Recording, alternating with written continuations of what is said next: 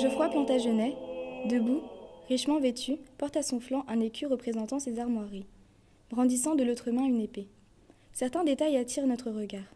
Sa robe, au motif byzantin, son bliot vert bordé de croix cachant une cotte de mailles, son manteau doublé de vert. Son regard figé dans le temps fait ressortir sa barbe au reflet doré et son aume.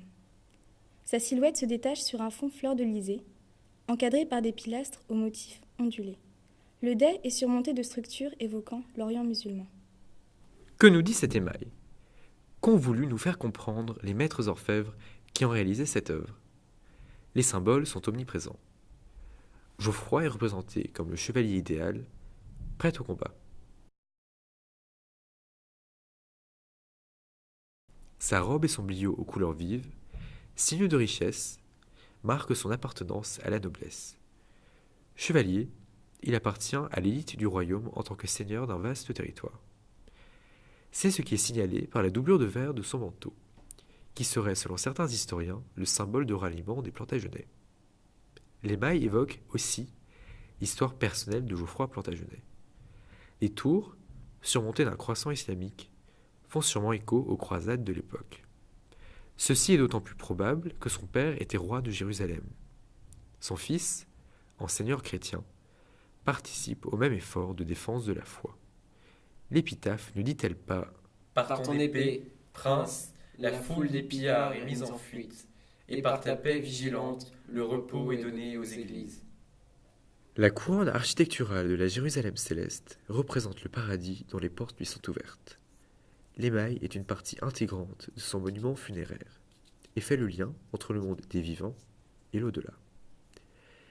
Geoffroy devient le chevalier idéal, martial, protégeant la religion et son peuple. L'émail plantagenet est la première représentation dans l'histoire de l'Occident médiéval d'un blason transmis par la suite. C'est au cours du XIIe siècle que le système héraldique trouve sa forme définitive et est adopté par la noblesse. Auparavant, les combattants pouvaient changer d'insigne entre chaque champ de bataille, ce qui prêtait à confusion. Mais qu'est-ce que l'héraldique? Il s'agit d'un système cohérent d'identification des personnes et lignages au sein de la chevalerie. C'est une véritable science, très codifiée, possédant des règles strictes, nous permettant de déchiffrer les messages transmis par des symboles à travers les siècles. Les Plantagenets furent parmi les premiers à l'employer. Après la mort de Geoffroy, son fils, Henri II, lui donna un blason à titre posthume afin d'affirmer sa légitimité.